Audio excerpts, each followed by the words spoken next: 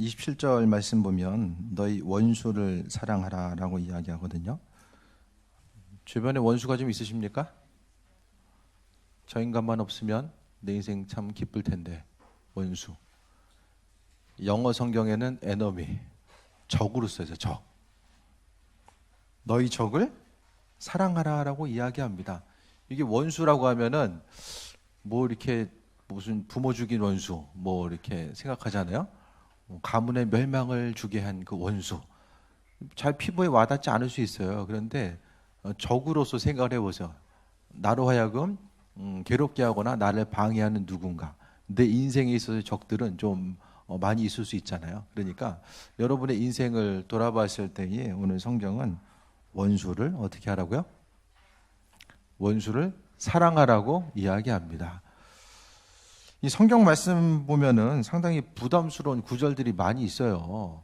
우리가 하나님 말씀에 대해서 너희는 이렇게 해라 라고 말씀하시는 이 명령들이 많이 있는데 그 명령들 자체가 우리가 기쁜 마음으로 순종하면서 행할 수 있는 것도 있지만은 많은 부분이 참 마음 가운데 부담감으로 다가오는 것들이 많이 있습니다. 그 중에서도 오늘 본문의 내용을 통해 봤을 때에 너희는 원수를 사랑하라 라고 이야기합니다. 주변에 있는 내 적들에 대해서 오늘 하나님은 사랑하라고 말씀하고 있어요. 그 사랑의 계명에 대해서 언급하셨을 때에 여러분의 심령 가운데서 원수는 사랑해야지, 사랑할 수 있겠구나라는 마음보다는 이와 같은 일들을 내가 어떻게 할 수 있을까라는 생각을 더 먼저 하게 됩니다. 실제적으로 주변에 이제 사람이 관계성 가운데 살아가다 보면은 내 마음에 내 마음에 드는 사람들만 살아갈 수는 없잖아요. 가족 식구들, 가족 공동체만 해도 내 마음대로 드는 사람만 모여 있으십니까? 한 집에? 다들 그냥 기쁘고 평안한 그 사랑의 공동체를 다 이루고 살고 있죠. 근데 많은 이들이 사람들과의 관계성 가운데서 이 원수나 적을 생각하면은 다른 누군가보다는 이 가족 공동체 가운데서의 많은 사람들을 떠오르게 된다는 거예요. 왜 그럴까를 좀 생각해 보게 됩니다. 그러니까 나와는 별로 상관없는 사람, 1년에 한두 번 보는 사람이 원수가 되는 것이 아니라 나랑 그 가장 가까이 있는 사람들, 자주 보고 자주 접하는 사람들이 나를 힘들게 하는 누군가로서 또 내게 다가올 수 있다는 것에 대해서 보게 됩니다. 오늘 말씀을 통해서 너는 27절에 너희 듣는 자에게 내가 이르노니 너희 원수를 사랑하며 너희 미워하는 자를 선대하라 라고 이야기합니다. 세상 사람들과의 가치관 가운데서 반대적인 것, 원수는 어떻게 해야 돼요? 원수를 갚아야 되고 미워하는 자는 받은 만큼 돌려주는 것이 세상 사람들의 마음이고 생각인데 오늘 예수님께서는 그와 같은 것과는 반대적인 말씀을 우리에게 해주고 있어요. 그러니까 인생을 살아감에 있어서 오늘 본문의 내용들, 그러니까 우리가 듣는 것보다 오늘 그 원수 사랑함에 대해서 뭐 그럴 수도 있겠지, 하나님 말씀하셨으니까 이렇게 살 수도 있겠지라고 할지는 모르겠지만은 이스라엘 민족들 가운데서 원수는 당연히 갚아야 되는 거고 또 받은 만큼 돌려주는 것이 그들의 생각과 문화권 가운데 있는 내용입니다. 28절에 보면 너희를 저주하는 자를 위하여 축복하고 너희를 모욕하는 자를 위해서 기도하라. 저주하는 자는 저주하는 거, 구약에 보면은 받은 대로 돌려주는 내용들이 많이 있잖아요. 그거 어떻게 생각하세요? 뭐 본문에 나와 있으니까. 받은 대로 돌려주는 것들이 있잖아요. 네. 어떻게 생각하세요? 뭐 신체가 막 훼손되는 그런 내용들도 있고. 오늘날의 학자들은 그 법들이 실제적으로 시행되었다라기보다는 하나님이 그들 민족들 한 사람 한 사람을 보호하기 위한 장치였을 것이다라고 이야기합니다. 예를 들어서 불법 주차하는데 벌금이 한 200만 원 돼요. 불법 주차 하시겠어요? 그냥 차라리 걷죠. 네, 걷고 말 거예요. 마찬가지로 형벌을 강하게 해놓은 것은 사람들 한 사람 한 사람을 보호하기 위한 거. 그래서 어떤 사람들은 신약의 하나님은 참 사랑과 은혜가 많으신 분인데 구약의 하나님 보면 전혀 다른 분이다 생각해서 뭐 초대 교부 시대의 마르시온 같은 사람은 구약은 이것은 우리가 읽을 내용이 아니다. 이것은 이스라엘 가운데 역사지 뭐 성경 가운데 들어갈 것이 아니다라고 구약 폐기론까지 주장한 것은 그 안에 있어서의 하나님의 형상 자체가 신약과는 다르다라고 생각했기 때문입니다. 하지만 구약의 깊은 내용들, 이스라엘 민족들이 범죄했을 때에 그 범죄했을 때 하나님의 심판의 내용은 대부분이 하나님의 회복과 그분의 사랑과 인도하심과 함께 맞물려서 움직이고 있다는 것에 대해서 우리가 볼 수 있게 됩니다. 하나님의 뜻과 예비하심과 인도하심이 날마다 우리의 삶 가운데 있는데 오늘 말씀을 통해서도 보게 되면은 저주하는 자, 저주한다는 반드시 돌려줘야 돼요. 지난번에도 말씀드렸잖아요. 아이들이 어떻게 해요? 아이들은 세지도 않고 사람 축에 끼지도 않았어요. 왜? 애들이 전날 밤에 집에서 열심히 싸웠어요. 그러면 그 싸운 얘기를 누가 얘기해요? 애들이 다 나가가지고 집 안에 있어서의 그 비밀한 소식들을 밖으로 다 이제 알리는 거예요. 그러면은 집 안에 있어서의 명예가 실추될 수 있는 이런 여지들이 있기 때문에 그러니까 집 안에 있어서의 이 명예적인 부분을 얼마나 소중하게 여기었나 그것에 대해서도 우리가 봤을 때에 다른 사람이 저주하는 것, 저주라는 것은 뭐예요? 하나님의 백성으로서는 상관없는 것들, 예를 들어서 이제 넌 지옥 갈 사람, 너는 그 하나님의 율법과는 전혀 상관없는, 예를 들어서 옆 사람한테 욕을 하는데, 야, 너 진짜 이방인 것 같은 사람이다. 벌써 자는 사람이 있어요. 이방인 것 같은 사람이라면 이게 최대 욕인 거예요. 왜냐하면은 이방인은 하나님의 구원으로부터 벗어나 있는 사람이기 때문에 그러니까 너는 저 사람은 이방인과 같은 사람이야 이야기하면 너는 지옥 갈 인생이구나 그렇게 이야기하는 것과 똑같다라는 거예요. 또 저주하는 사람 그런 사람을 향해서 기도하라고 이야기합니다. 그러니까 27절 28절의 내용 그 후반절도 마찬가지고 우리의 생각과는 예수님의 이 말씀 자체는 아니 어떻게 사람이 저런 얘기를 할 수 있을까? 그 정도로 듣는 사람들에게 있어서는 내가 좀 힘쓰고 노력해서 이 말씀을 지켜봐야 되겠다라고 생각하든가 아니면은 나는 좀 힘들지만은 언젠가는 좀 이렇게 노력해야 되겠지 이런 생각을 가질 수 있는 그런 그 말씀의 내용이 아니라는 거예요. 이와 같은 말씀을 이 시대에 주변에는 뭐 듣고자 하는 누군가가 들었을 때에 이 말씀을 통해서 나는 할 수 없는 일이구나. 아니 어떻게 사람이 이런 일이 가능해? 이렇게 살 수가 있어? 아니 예수님 좀 뭔가 좀 잘못되신 거 아니야? 그렇게 생각할 정도로 듣는 이들에게 있어서는 상당히 부담스럽고 부담을 넘어서 상당히 충격적인 내용으로 다가올 수 있는 것들이 오늘 본문의 내용이었습니다. 29절에 보면 너 이 뺨을 치는 자에게 저 뺨을 돌려대는 것 지금 할 수 있어요? 옆 사람이 나의 뺨을 때렸는데 한 뺨을 돌려댈 수가 있습니까? 우리도 부담스러운데 성경의 그 고대 근동의 문화권 가운데서는 이와 같은 일들 자체가 없는 일, 그러니까 전대미문의 일과 마찬가지로 있을 수가 없는 일이었다는 것을 우리가 보게 돼요. 그런데 예수님은 그와 같은 일을 제자들에게 말씀하고 있어요. 이와 같은 일을 하라고 말씀하고 있어요. 겉옷을 빼앗는 자에게 속옷도 거절하지 말라. 겉옷을 빼앗는 것은 진짜 왼수예요. 왜냐하면 율법을 통해서도 내가 예를 들어서 돈이 없어요. 돈이 없을 때에 내 겉옷을 주고 나서 어떤 물건에 대해서 받아요. 저당 잡혔을 때에 돈을 받았을 때에 그것은 저녁 때 해지기 전까지는 돈을 내가 받든지 못 받든지 돌려줘야 돼요. 왜냐? 추운데 겉옷이 있어야지 잠을 자요. 겉옷은 외출복인과 동시에 이불이에요. 이불을 따로 접고 자는 게 아니라 동시에 두 가지를 쓰는 거예요. 그러니까 뗄래야는 뗄 수 없는 아주 생활 필수품, 가장 중요한 생활 필수품이 바로 겉옷입니다. 그런데 겉옷을 달라는 것은 내 생명과 같은 내 분신, 나를 달라는 것과 마찬가지예요. 그러니까 오죽했으면 돈을 못 받아도 돌려줄 수밖에 없는 그런 거면은 이들 문화권 가운데서 이 겉옷을 얼마나 중요하게 여겼는가를 생각해 보게 됩니다. 이스라엘도 이렇게 보면은 눈이 왔잖아요. 눈 온 사진도 있어요. 보면 겉옷 없으면은 얼어 죽을 수도 있는 상황들, 환경으로부터 자신을 보호할 수 없는 그런 상황들에 많이 노출되게 됩니다. 그랬을 때 겉옷을 달라고 그러면은 내 생명 뺏는 것과 마찬가지인데 조금 더 심하게 이야기하면, 근데 그런 사람에게 있어서 속옷도 거절하지 말라라고 말씀하고 있습니다. 30절에 내게 구하는 자에게 주며 내 것을 가져가는 자에게 다시 달라 하지 말며, 31절에 남에게 대접을 받고자 하는 대로 너희도 남을 대접하라.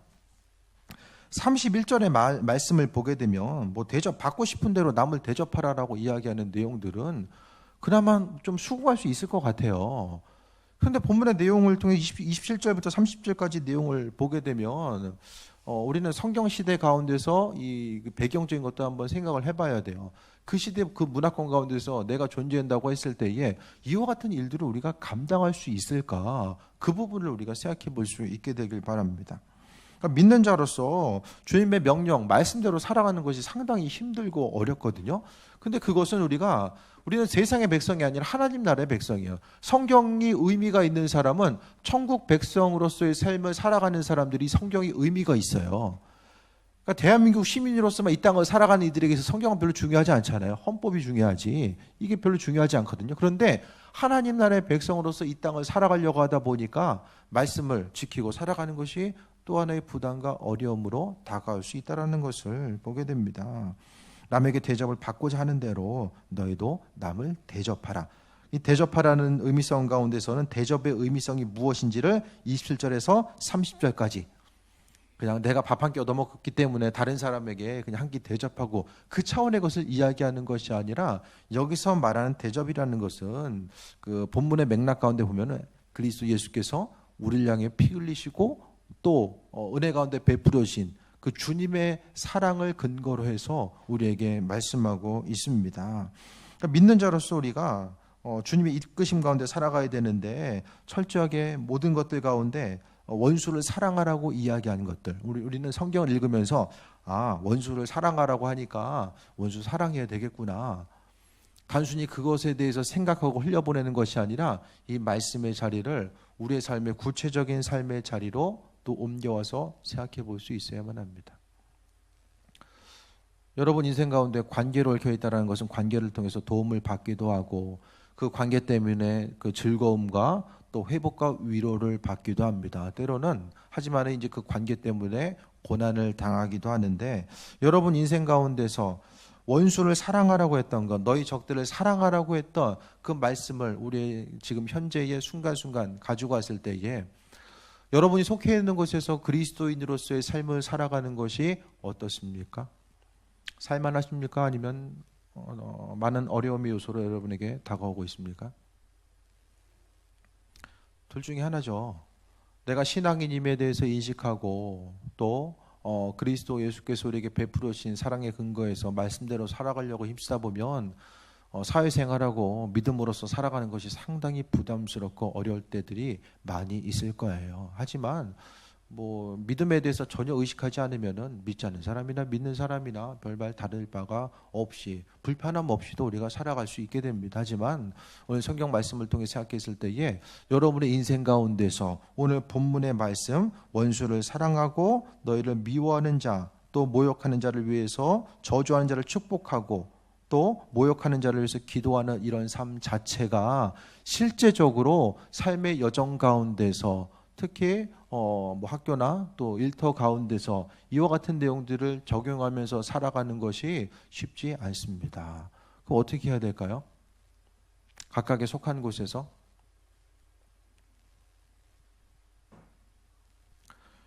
여기 나와 있는 성경 말씀을 근거로 해서 각각의 속해 있는 곳에서 움직이다 보면은 공동체 생활이 가능합니까, 여러분? 실제적으로 어떻게 생각하세요? 여러분이 수고하고 헌신했을 때에 다른 누군가가, 모든 사람들이 내 마음을 알아주고 나 한 사람의 수고 헌신으로 인해서 지구의 평화가 오고 아름다운 세상이 완전히 열려지게 되고, 그 가운데서 모든 사람이 행복을 누릴 수 있는 그 모든 과정들이 한 번에 다 열려져 갑니까?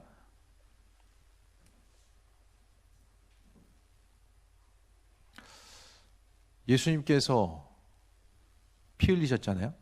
그분의 고난과 죽으심과 부활하심이 있는데도 세상은 여전히 죄가 만연하고 서로서로를 향해서 다툼과 분쟁이 끊이지 않습니다. 창조주의 피 흘림이 있었음에도 불구하고 눈에 보이는 세상은 우리가 생각하는 것처럼 만만한 세상이 아니라는 거예요. 그걸 좀 고민을 해봤어요. 제가 직장 생활을 안 해봤기 때문에 인생 사는 것이 얼마나 힘들까라는 생각들, 또 직장 가운데서 신앙인으로 살아가는 것이 얼마나 힘들까, 직접 체험은 못 해봤겠지만은 그래도 사람이 관계하는 이 공동체들이 있잖아요. 저도 교회뿐만 아니라 제가 속해 있는 공동체, 여러 가지 특성은 있겠지만은 각각의 한 사람 한 사람이 속해 있는 다들 공동체들이 있어요. 그 공동체 가운데서 주님의 말씀, 우리가 서로 교회 공동체 같으면은 그래도 우리가 심령의 연약함은 있지만은 그리스도의 말씀을 근거로 해서 살아가려고 하는 어느 정도의 의식과 생각은 갖고 있기 때문에 공유가 되는데, 우리가 사는 이 세상은 믿는 사람과 더불어서 믿지 않는 사람들이 훨씬 더 많은 사람들이 존재하는 이때에 우리가 그 공동체 가운데서 어떠한 삶을 어떻게 살아갈 수 있을까를 또 생각해 보게 됩니다. 오늘 설교 말씀을 준비하면서 그러면 우리가 오늘 본문의 말씀을 기억하면서 어떤 삶은 각각의 공동체 가운데서 어떻게 살아야 될까, 그것에 대해서 좀 생각해 봤어요. 원칙적으로는 성경 말씀이 본문의 기본적인 우리의 삶에 있어서 기본 베이스가 되어야만 합니다. 그 법에 있어서도 마찬가지잖아요. 헌법이 있고 그 헌법을 적용하는 과정들이 있잖아요. 변호사들이 하는 거, 또 검사들이 하는 것은 법을 적용하는 거잖아요. 마찬가지로 우리가 하나님 말씀 자체의 본 틀, 이 변하지 않는, 그러니까 여기서 말하는 원수를 사랑하라는 것은 예수님께서 우리에게 원수를 먼저 사랑함의 모습을 보여주셨기 때문에 우리가 원수를 사랑할 수 있는 이 맥락 자체가 우리에게 적용이 되거든요. 그러니까 가장 중심적인 틀 자체, 우리가 어디서 무엇을 하든지 간에 정해진 틀 자체는 원수를 사랑하라고 했었던 이 말씀 자체를 본문의 마음속에 가지고 있는 것입니다. 원수를 사랑하라고 했을 때에 다른 사람들이, 내가 속해 있는 공동체 가운데서 남들이 나를 해하려고 하거나 또 다른 사람들이 여러 가지 실수가 공동체에 있다 보면 다른 사람들의 실수가 또 내 인생에 있어서의 어떤 마이너스 요소로서 다가올 때도 있거든요. 그러니까 여러 가지 우리가 각각의 속해 있는 부분 가운데서 각각의 공동체마다 다양한 환경들, 또 이루 말할 수 없는 사례들이 있어요. 그때마다 우리가 생각해야 될 것은 세상의 모든 내용들이 성경을 통해서 다 정해지면 좋은데 사례별로 다 이렇게 법정의 판례처럼 다 일일이 사례들이 좀 있으면 되는데, 성경은 시대 가운데서 모든 것을 다 반영하고 있진 않아요. 원칙적인 큰 틀 자체를 우리에게 주어지고 있고, 또 그 다음에 인생을 살아가는 그 삶의 여정 가운데서 하나하나 적용점들은 우리의 삶의 선택의 몫으로 하나님께서 말씀해 놓으셨습니다. 그렇다고 한다면 우리 인생 자체는 앞서도 이야기했던 것처럼 큰 틀 자체는 원수를 사랑하라고 하고 나를 힘들게 하고 어렵게 하는 그들을 향해서 선대하라고 했었던 그 말씀의 중심 자체는 우리가 가지고 있어야 됩니다. 그 다음에 해야 될 것은 여러분의 각각의 처소에서 순간순간마다 하나님 말씀은 두 가지예요. 로고스와 레마가 있어요. 로고스는 기록된 말씀이고 레마는 계시된 말씀입니다. 기도해야 되고 주의 음성에 귀를 기울여야 되는 이유가 거기에 있어요. 각각의 순간순간마다 내가 감당하기 어려운 일들, 진짜 저 인간만 없었으면 좋을 텐데, 관계성 가운데서 정말 힘들고 어려운 상황들이 우리 눈앞에 펼쳐졌을 때에 믿는 사람으로서 우리가 어떤 삶을 어떻게 살아야 될까, 순간순간마다 하나님의 음성에 우리는 귀를 기울이는 거예요. 그러니까 각각의 다양한 사례들이 있기 때문에 그 순간순간마다 성경 말씀을 통해서 이건 이렇게 하십시오, 저건 저렇게 하세요, 이것을 일일이 이야기하기가 힘들잖아요. 하나님께서는 우리에게 그분의 뜻을 우리에게 비춰주시고 신앙의 양심과 인도하심, 그러니까 먼저는 신앙 양심을 주셨어요. 내 인생에 있어서 행할 바가 무엇인지를, 신앙 양심을 통해서 행할 바가 무엇인지를 깨달아 알게 하시고, 그 다음에 조금 더 구체적으로 행할 바에 대해서는 하나님께 물어봐야 돼요. 주님, 내가 지금 이 상황 가운데 있는데 하나님께서 성경을 통해서 원수를 사랑하라고 말씀하셨고 또 나를 비방하고 비난하는 그들을 향해서 감싸주라고 말씀하셨는데 지금 내 눈앞에 있는 상황들 가운데서 이 일을 어떻게 해결하고 어떤 상황 가운데 어떻게 나아가야 될까? 기도라는 게 문제가 생겼을 때에 문제 해결을 위해서나 또 어떤 간절히 바라고 원하는 일이 있을 때에 그 원하는 일들을 해결하기 위해서만 기도하는 것이 아니라 정말로 우리 인생 가운데 필요한 기도는 순간순간 내 삶의 자리에서 정말로 신앙인으로서 살아가기 힘들고 어려운 상황들, 복음을 전하려고 했을 때에 그 복음을 전하는 순간순간이 때로는 복음 전파 때문에 관계 어려움이 올 수도 있고 내가 손해봐야 되는 그 상황 가운데서 내가 어떤 행동을 어떻게 살아가야 되는지에 대해서 우리는 하나님께 간구하는 것입니다. 그 순간순간, 그러니까 하나님과 주고받는 이 관계의 패턴이 있을 때에 우리가 날마다의 삶을 통해서 그분을 의식하고 그분을 통해서 살아갈 수 있는 거예요. 왜냐하면은 왜 우리는 이렇게 살아야 되나? 내가 왜 손해보고 살아야 되지? 가뜩이나 인생 자체가 살기가 힘든데 왜 손해까지 감수하면서 살아야 되냐? 그것은 우리가 하나님 나라의 백성입니다. 하나님 나라는 어디 있다라고 말씀하셨어요? 우리 안에 있다라고. 우리의 심령 안에 하나님 나라가 있다라고 했어요. 하나님 나라가 있다라는 것은 그분의 법과 법칙 자체가 우리 심령 가운데 있고 그 법칙을 통해서 우리는 살아가는 존재입니다. 또 한 가지 좀 더 말씀드리면은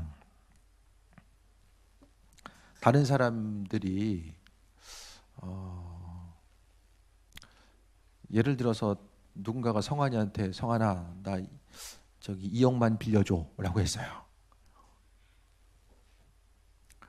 성환이가 상당히 부담스러울 거예요. 전 재산이 200만 원인데 가진 게 이제 2억만 빌려달라고 모르는 친구가 성환이가 좀 있어 보이잖아요. 근데 없는 상태에서 2억만 빌려달라고 그러면 상당히 부담스러워. 근데 재산이 한 2조가 넘어가는 상태에 있다라고 한다면 큰 부담이 아니잖아요. 뭘 얘기하냐면은 사람이 마음의 여유가 없으면은 다른 누군가를 향해서 이와 같은 삶을 살 수가 없어요. 내가 가지고 있는 상황들 가운데서 있는 것만 바라보고 살아서는 주님 말씀하신 삶을 원수를 사랑하라고 하는 이 삶을 살아갈 수가 없다라는 거예요. 그러니까 내 심령 가운데 마음에 여유가 있어야 돼요. 내 마음이 여유가 없고 항상 이 조급한 마음에 있으면은 누군가가 이렇게 툭 건들면은 몸에 있어서 이 본성이 나타날 수 있는데 내가 정말 마음의 넉넉함과 여유가 있으면은 주변 사람들이 어떻게 하든지 간에 내가 품어줄 수 있고 함께할 수 있는 거예요. 오늘 본문을 통해서 다른 사람, 내 적들, 나를 힘들게 하는 누군가가 와서 나를 어렵게 한다라고 할지라도 내가 내 마음에 넉넉함이 있으면은 그들을 향해서 품어줄 수 있고 사랑할 수 있고 용서할 수 있어요. 왜? 우리 인간적인 연약함은 사람의 본성은 나를 먼저 보호하고 방어하고 싶은 생각이 있거든요. 그게 사람의 본성이에요. 내 적들은 뭐예요? 내게 피해를 주는 사람. 또 내가 조금 더 앞으로 나아가고 어떤 것을 누릴 수 있는데 그것을 누리는데 방해가 되는 사람이 여러분 적들로 우리는 적들로 인식하게 됩니다. 하지만은 우리가 믿을 구석이 있는 것, 그리스도 예수께서 우리 유일한 믿을 구석이 된다라는 것, 믿을 분이 바로 그분이라는 것에 대해서 우리가 인식한다라면은 마음의 넉넉함을 가질 수 있어요. 하지만은 내가 지금 가지고 있고 소유하고 있는 건 할 수 있는 거 끊임없이 그것만 바라보면은 그러니까 사람의 여유는 믿는 사람에게 여유는 가지고 있는 것 없는 것에 따라서 여유가 생기고 없고가 아니잖아요. 우리 신앙인들에게 있어서는 날마다 하나님께서 공급해 주시는 것, 마르지 않는 샘과 같이 시냇가에 심겨진 나무와 같이 하나님께서 끊임없이 우리의 인생 가운데 함께 하시고 공급해 주시기 때문에 그분의 공급하심 따라서 우리의 심령 가운데 마음의 여유와 또 강건함이 그 안에 있을 수밖에 없다라는 것을 이야기합니다. 다른 사람을 향해서 관용하지 못하고 또 한번 어려움, 다른 사람의 관계 가운데 어려움이 있을 때 어떻게 하면 조금 더 내가 이걸 돌려줄 수 있을까? 받은 만큼 돌려줄 수 있을까? 그것에 대해서 생각하면은 내 안에 그리스도의 사랑의 이 관계성 자체가 단절되어 있는 것과 마찬가지임을 말씀드립니다. 계속 말씀 보겠습니다. 32절에 너희가 만일 너희를 사랑하는 자만 사랑하면 칭찬받을 것이 무엇이냐? 죄인들도 사랑하는 자는 사랑하느니라. 너희가 33절에 만일 선대하는 자만을 선대하면 칭찬받을 것이 무엇이냐? 죄인들도 이렇게 하느니라. 34절 같이 읽겠습니다. 시작. 너희가 받기를 바라고 사람들에게 구워주면 칭찬받을 것이 무엇이냐? 죄인들도 그만큼 바꾸지 하여 죄인에게 구워주느니라. 여기서 죄인은 정말 죄진 사람일 수도 있고 믿지 않은 사람들도 이야기해요. 믿지 않은 사람들도 주고받는 관계에 익숙하지 않아요. 대접을 받으면 더 돌려주고자 하고, 또 관계싸움 가운데서 행할 수 있는 것들, 그 모든 것들에 대해서 바라봤을 때 이 믿는 우리들의 삶은 하나님의 은혜 가운데 마음의 넉넉함과 여유가 있을 때만이 이 모든 일이 가능하다라는 것. 그래서 35절에 정리해서 이야기하면 오직 너희는 원수를 사랑하고 선대하며 아무것도 바라지 말고 구워주라. 그리하면 너희 상이 클 것이요 또 지극히 높으신 이 아들이 되리니 그는 은혜를 모르는 자와 악한 자에게도 인자하시니라. 그럼 돈 꿔준 거 있으면 받아야 돼요, 말아야 돼요?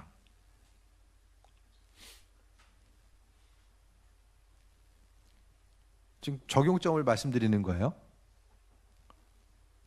내가 정말 힘들고 없는데 빌려줬어. 뭐 그 사람은 나보다 더 없으니까 빌려달라고 했겠죠?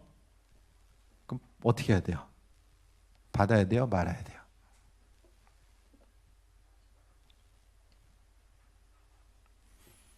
기도하라는 거예요. 각각의 사례들이 있잖아요. 악의적으로 돈 떼먹는 사람이 있을 수 있고, 갚을 수 있는 능력이 되는데도 불구하고 안 갚는 사람이 있을 수 있고, 정말로 저 사람은 힘들고 어렵기 때문에 받지 못한 상황, 오히려 주님께서 내게 마음을 주셔서 너 끝까지 받아내라, 받지 마라. 레마의 말씀이 그래서 필요한 거예요. 옆 사람의 일이 힘들어. 그 사람을 내가 도와줘야 될까 말아야 될까? 그래서 관계성이 중요한 거예요. 주님을 의식하지 않으면은 성경 말씀이 우리 인생과 별로 연결점을 갖기가 힘들거든요. 하나님 말씀과 상관없는 사람이 이방인이고 또 천국과는 상관없는 사람이 그들의 모습입니다. 오늘 말씀을 통해서 너희 아버지의 자비로우심 같이 36절에 보면 너희도 자비로운 자가 되라라고 말씀합니다. 우리가 이와 같이 주님 말씀을 근거로 해서 살아갈 수 있는 것은 하나님 아버지 그리스도 예수 그분의 자비로우심이 우리의 심령 가운데 있기 때문입니다. 다시 한번 말씀을 정리합니다. 오늘 성경은 우리로 하여금 상당히 부담스러운 내용, 하기 힘든 내용을 계속해서 하라고 해요. 다른 사람들을 밟고 앞으로 나아가도 될까 말까 이 시대에 원수까지 사랑하고 나를 힘들게 하는 누군가를 계속 품어주라고 이야기해요. 이 모든 것들은 바로 하나님 나라가 우리 안에 있다라고 말씀드렸던 것처럼 그리스도 예수께서 내 안에 계셨을 때 그와 같은 일들이 가능해요. 그 손양호 목사님도 자식 죽인 원수를 양자로 받아들인 것도 사람이 할 수 있어요? 못 하잖아요. 왜냐하면은 그와 같은 일들, 그건 이제 지극히 일부분의 예고 기독교 역사 가운데서 수많은 사람이 사람으로서는 할 수 없는 일들, 사람으로서는 베풀 수 없는 일들을 수많은 사람들이 베풀면서 여기까지 왔고 그 사랑 때문에 또 기독교 역사가 여기까지 왔거든요. 그렇다라고 한다면 그 모든 일을 가능한 것은 그리스도 예수 때문에, 그것을 넘어서 예수께서 내 안에서 그와 같은 일들을 나를 통해서 행하시는 거예요. 우리의 본성은 몇 번을 죽어다 깨어나도 우리는 천지가 개벽이 돼도 다른 사람 원수 사랑할 수 없어요. 그걸 알아야 돼요. 그러니까 말씀 가운데 내가 지키려고 했을 때 힘드네, 어렵네, 이거 해보려고 하는데 안 되네, 안 되고 절망하는 게 당연한 거예요. 나 자신이 절망하는 게 말씀을 지키지 못하는 것으로 인해서 절망한 게 당연한 거거든요. 우리는. 그럼 우리가 해야 될 게 뭐냐? 내가 이와 같은 일들을 행할 수 없는 것은 그리스도 예수 그분의 마음이 내 안에 부족하구나, 그분의 자리가 내 안에 부족하구나, 그것에 대해서 인식하면서 나 자신의 부족함과 낮아짐과 하나님의 인도하심, 그리스도 예수가 아니면은 내가 신앙생활을 할 수 없구나라는 것에 대해서 깊이 인식하고 살아가는 것이 바로 삶의 중심이라는 것을 깊이 깨닫고 나아가는 거예요. 그래서 로고스와 레마를 말씀드렸어요. 로고스에 기록된 말씀을 분명히 알아야 되고 그 말씀을 실생활 가운데 적용해 나아가기 위해서는 레마의 말씀이 있어져야 됩니다. 말씀이 없으면 본성대로 살아가요. 육신의 본성대로 주고받는 관계, 또 주었으면 받으려고 하고 받았으면 줘야 되는 관계성에서만 살아가게 됩니다. 그럼 그리스도인과는 전혀 상관없는 삶의 모습. 예수님 믿지 않는 사람이 그렇게 살잖아요. 믿는 사람들은 어떻게 살 것인가? 오늘 말씀에 근거로 해서 이야기하고 또 한 가지 마지막으로 너희 자비로 아버지의 자비로우심 같이 우리도 자비로운 자가 되라고 오늘 본문을 통해서 말씀해 주셨습니다. 주님의 사랑과 인도하심과 예비하심이 무엇인지를 돌아보고 일상생활 가운데서 정말로 그리스도 예수께서 내 마음속에 중심이 되시고 그분을 기억할 수 있고 삶의 순간순간마다 주님을 잊어버리지 않고 살아갈 수 있는 것이 가장 큰 은혜입니다. 이번 한 주간을 또 시작하면서 새로운 관계성 또 새로운 만남들 이제 학기 초가 되고 또 환경의 변화들이 있을 수도 있을 텐데 그 가운데서 가장 사람 힘들게 하는 게 사람이 사람을 가장 힘들게 합니다. 하지만 그 관계성 가운데서 넘어지고 절망할 것이 아니라 계속해서 주님께 간구하고 또 간구하고 계속해서 간구하다 보면 주님께서 우리의 마음과 생각과 말씀 여러 가지를 통해서 주님의 뜻을 우리에게 비춰 주십니다. 그 예비하심과 인도하심을 바라보면서 또 원수까지라도 사랑하라고 하셨던 똑같이 다 주님의 자녀이기 때문에 자녀들이 싸우는 거 부모 입장에서 원치 않잖아요. 아버지의 사랑을 통해서 세상 모든 사람들이 화평을 누리는 것이 하나님의 뜻임에 대해서 돌아보며 기도와 말씀 통해서 그분의 뜻과 인도하심을 펼치고 나아가는 또 내 안에 이 모든 일들을 그분께서 친히 행하심에 대해서 기억하고 내 안에 더욱더 주님의 자리가 어떠한지를 돌아보고 또 승리하는 귀한 삶이 되시길 축원드립니다. 기도하겠습니다. 하나님 감사합니다. 믿음으로 승리하게 하시고 또 우리의 삶의 전 가운데 날마다 함께 하셔서 은혜를 베푸시니 감사합니다. 삶의 순간순간마다 더 주님 의지하게 하시고 주님 바라보게 하시며 그리스도 예수 주님께서 우리의 삶을 통해서 행하실 것에 대한 기대함과 또 우리의 마음에 주님의 말씀에 대한 순종함이 있어서 나 자신은 절대로 할 수 없지만 주님께서 행하신다라는 믿음의 고백 가지고 살아가게 하여 주옵소서. 모든 것이 주님 베풀어 주신 은혜입니다. 하나님 영광 받아 주옵소서. 예수님의 이름으로 기도했습니다. 아멘. 478장 찬양하며 예물 드립니다.